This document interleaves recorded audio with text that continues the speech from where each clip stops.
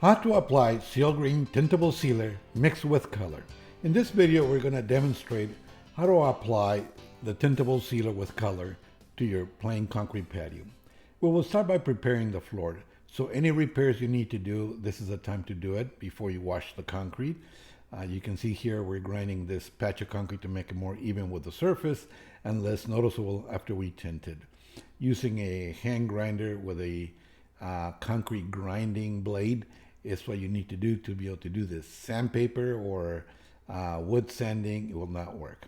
The next thing we do is we apply a cleaner called that Seal Green Color Stain Primer and Cleaner all over the floor, and then we go ahead and rinse. If you don't have a pressure washer and your patio is not very dirty, you can use a hose. We do recommend to use a pressure washer, but for this video, you can see that we're using a hose. After you wash it with a hose and rinse it, it's important to blow all the water off of it and let it dry for the day.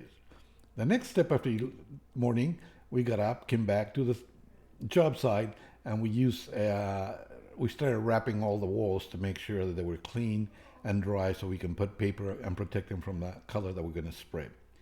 One of the easiest ways to wrap a wall is to first put a piece of tape in the bottom so the bottom of the paper can stick very firmly while you're doing all the work around your project.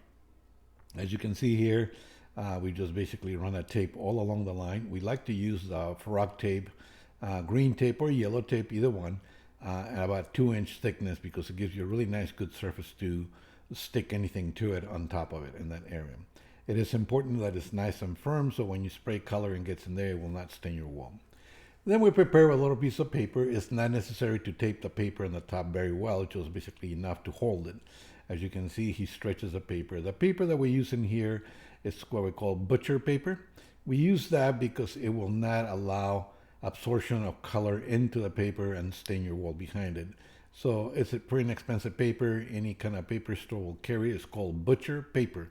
And it typically is used to wrap meat so it will not absorb the blood of the meat or the water. As you can see, we seal all the edges in that part. And then to finish the project, we go ahead and tape the bottom of the paper firmly on top of the green and see how that works now.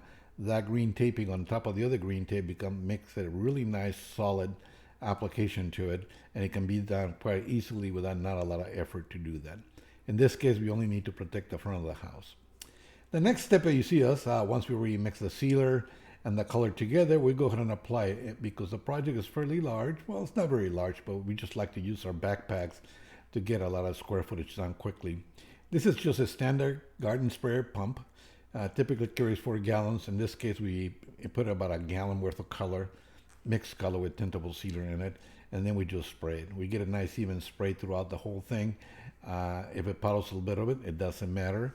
It's basically designed to absorb into the concrete and take advantage of the different ratios of the absorption of the concrete surface and to just soak it in, just like any stain in any piece of concrete that I would do. The following step is to do all the verticals.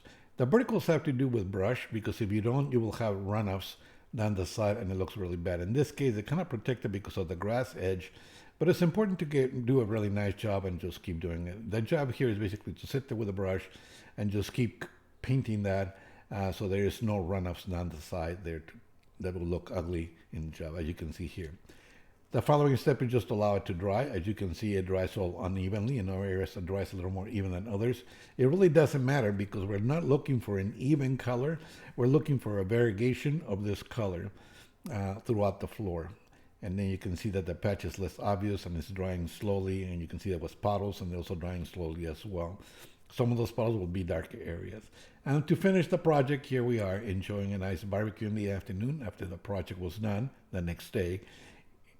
Is completed. For more information on tintable sealers and colors, visit www.sealgreen.com or call 800-997-3873.